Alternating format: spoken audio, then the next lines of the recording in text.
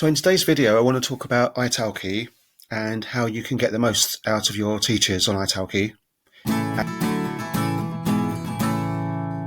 And in particular, how you communicate with them, and they're there to help you.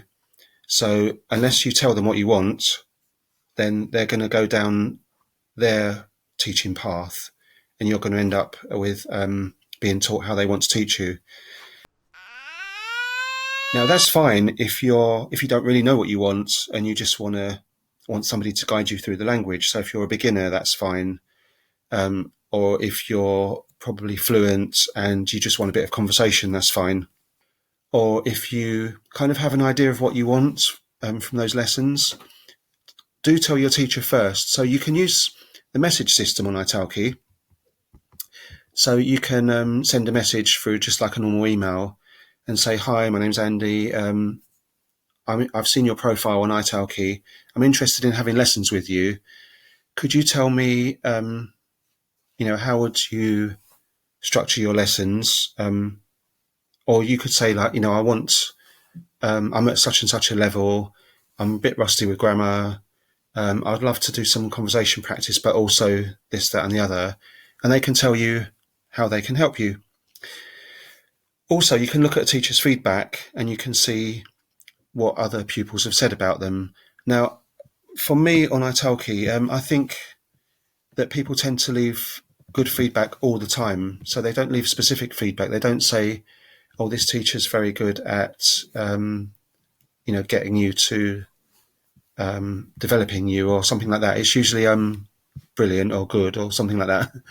So you have to really, I think, probe a teacher to find out, if you want specific requests, things from them. So also, you can ask teachers that you'd rather concentrate on reading or doing exercises or speaking. So for example, with my Polish teacher, straight from day one, she had all her lessons organized and she had some documents lined up for me. So if I wasn't a kind of person who asked questions, then that would be brilliant, and I would go down her path of going through all those exercises. So we did that anyway because I wasn't really sure what level I was at Polish. And the first kind of couple of lessons, I think, is checking each other out as well. So you need to get used to that teacher. It might take a bit of time, for you to gel with that person. You could be the most outgoing person and they could as well.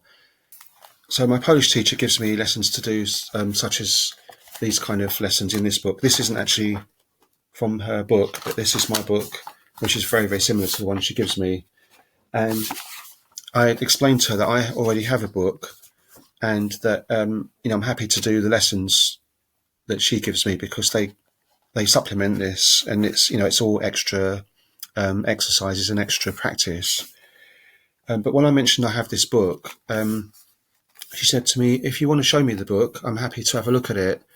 So anyway, she's offered to help mark my exercises in here. So that's an additional thing that we wouldn't have established if I hadn't shown her this book. I may have been cagey about it and thought, well, I think I'll hide it from her. I don't know why I would do that, but similarly with my Kurdish teacher, he hasn't got many resources to teach with because basically there aren't many things available in Kurdish.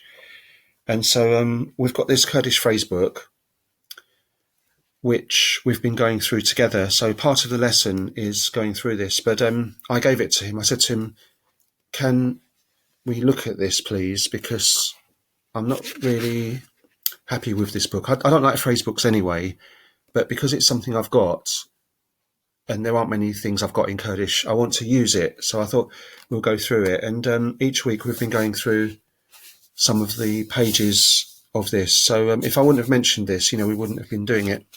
So it's really good to do that.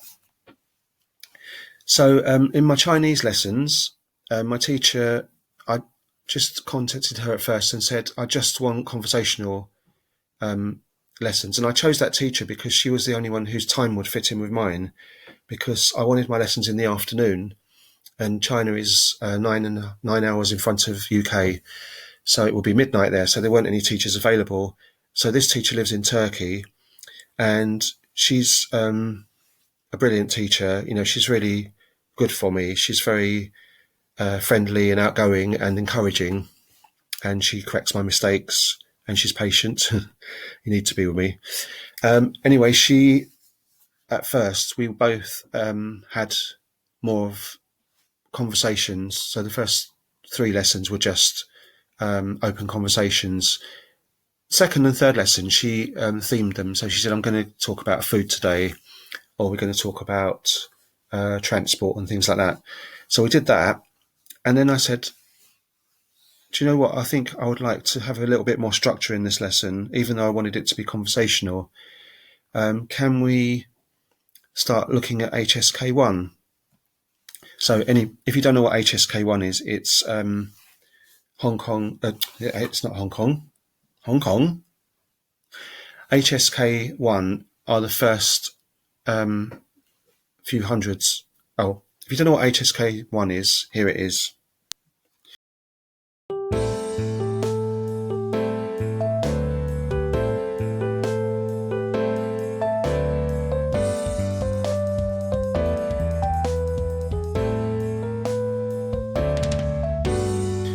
So it's the first level of Chinese characters that you learn, and I wanted to just make sure I've got all those characters under my belt. So there are quite a few that I don't know exactly. I don't know how to pronounce them, or I don't know how to read them, and some I know better than others. So she said, yeah, that's great. So we've got something to structure our lessons on now. And I also had a conversation with her about the length of the lesson, because I've only been doing half an hour's with her, where I've been doing an hour with the other people. And I said to her, is half an hour enough? Do you feel like you need to have more time in the lesson? And she said, no, half an hour's fine. It's for your level and your what you want from the lesson. That's fine. So I've communicated with all my teachers in a way that I feel is bespoke for me. I've asked them specifically for things that I need in those lessons. In summary, I think if you're using Italki teachers, do communicate with them. You're paying them, so you need to get out of the lesson what you want to get out of it. Have a clear mind, first of all, of what you want in your lesson. So if you don't know what you're going to want, you probably get something else. And good luck with your language learning, and let me know how you get on with Italki teachers. To be a teacher on Italki is brilliant. So, it takes a lot of confidence to do it, because you're talking into a computer. You have to make your introductory video first of all. Oh, do look at people's introductory videos as well. That's a good way to check out teachers.